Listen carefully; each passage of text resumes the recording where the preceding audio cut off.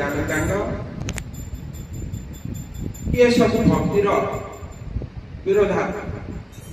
लोक मैंने कर्मकांड रही भावती आम भक्ति कर कर्मकांड हूँ सकाल मार्ग भक्ति कर जगन्नाथ जाए भक्ति कर जगन्नाथ कौन मत पुत्र दियो आजिकल अनुभूति देखा जाए कौन अनुभूति है पचास सब दरकार आज्ञा मुझे आसे मो स्वामी पेट बीमारी था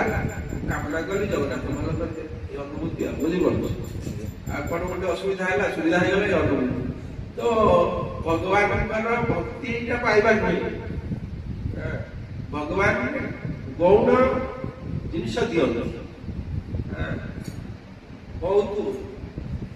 भक्त गौण जिनस चाहे निष्काम तो साधारण लोग सकाम मान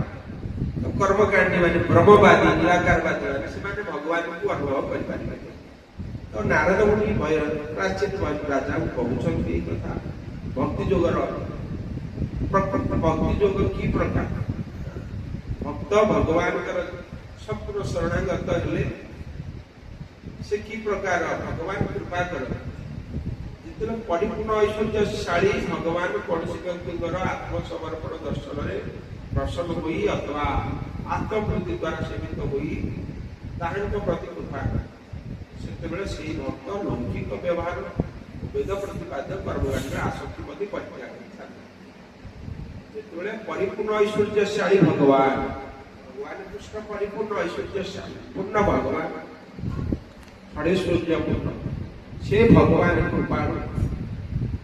कौन व्यक्ति आत्मसमर्पण दर्शन जो भगवान का शरणागत भक्त हुए भगवान से भक्त कृपा कर जिते छोट बालक गृह त्याग कर आसुंच विष्णु को प्राप्त है तो भगवान कृष्ण विष्णु जानिले अंतर्यामी नारद मुनि भगवान को पूछती